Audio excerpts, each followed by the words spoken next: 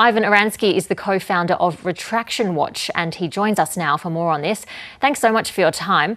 These initial findings that were published, they kind of went viral, and no doubt many people tossed out their kitchen utensils as a result. Can you just take us through what those original findings were? Sure. Great to be here, Ruby. I think what's interesting, you had headlines, at least we did here in the States and I think around the world, that said, toss all your black plastic spatulas, right? Plastic spatulas suddenly became enemy number one.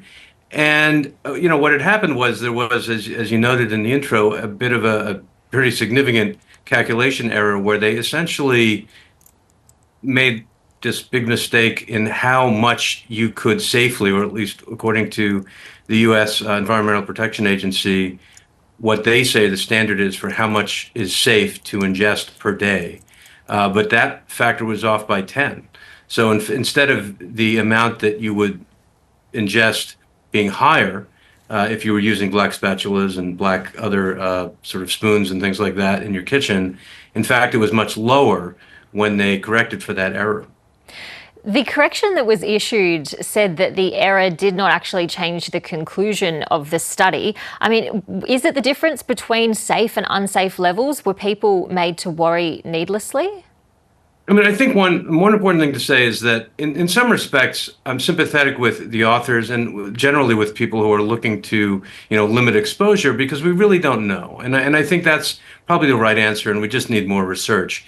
That being said, if you are to trust what the EPA says about certain levels of being safe, and you can question those too, but that is what the standard is, then we should do research. And when we have a conclusion that is that far off, maybe you can say, well, we were wrong, or we were mostly wrong.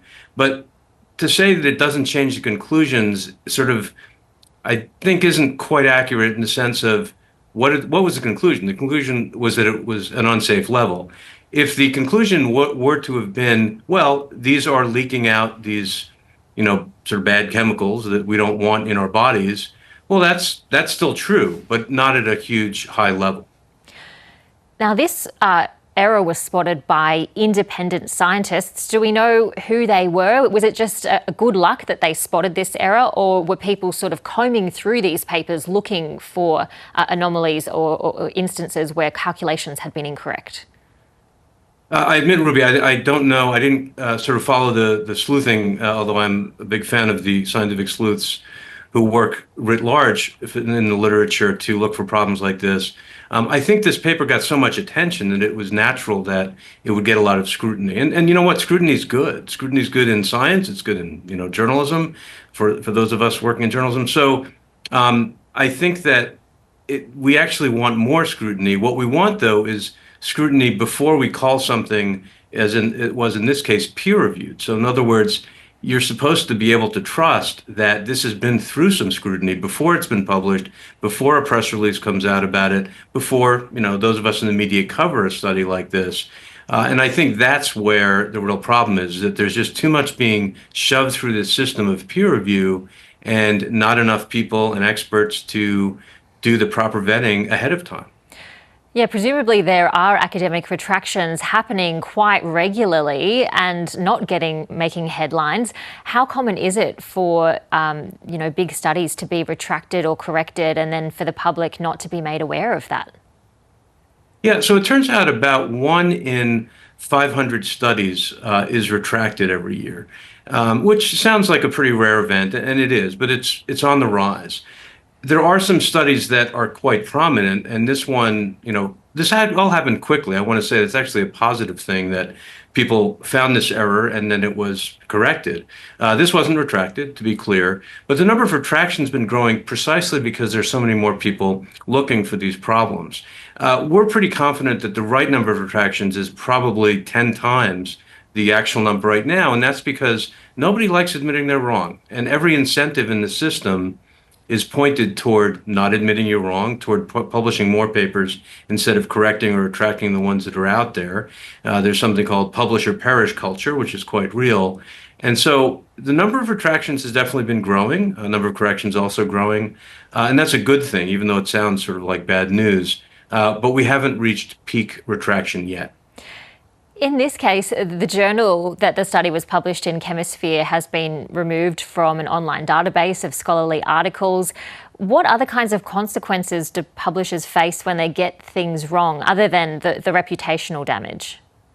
Yeah, so I'm glad you asked that, and just to point out, to clarify, the move against the journal, if you will, the move to remove it from this prestigious database, which is what scholars and universities use to sort of decide whether a journal is of high quality or not. That was actually in the works before this happened. The timing was such that it looks quite related. It more than likely wasn't, but it does point out that journals like this, when they go through problematic periods, which this definitely was, last month, in the month of December, they retracted 20 papers, which is quite a lot for 1 month. And that's because the publisher found there were all sorts of signals that the peer review process wasn't going well, that people were trying to manipulate it, all sorts of signs like that.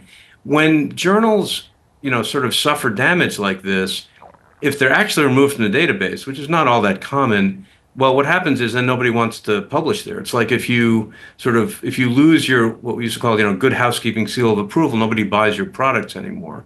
And so it can have a pretty significant effect on the journal. But writ large, there actually aren't that many consequences for either doing, performing as a researcher, bad research, or publishing it, or even funding it. So part of what really needs to change is that there are more consequences, but also that we're much more honest about what the system can and can't do in terms of quality control.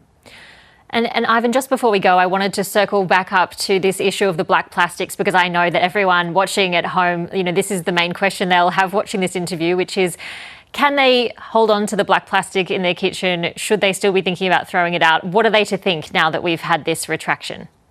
Look, it's a great question, Ruby, and I'll just say I'm not an expert in that particular field or in toxicology, which is really where you'd want to go for an answer to that. I will say, though, that everything has risks, and if people want absolutely zero risk of ingesting these chemicals that are have been found to be linked to bad diseases, well, then the answer would be to throw them out. If you want to sort of take risks, in the aggregate, and sort of think about what else you might end up risking by using something else, which is a much more complicated question to answer, but the right question, then I think we really need to take a good look at what all the various risks are. But I would defer to a toxicologist on the right answer to that. Okay, I will leave it there. Ivan Oransky, co-founder of Retraction Watch. Great to talk to you. Thanks so much for your time. Likewise. Thank you, Ruby.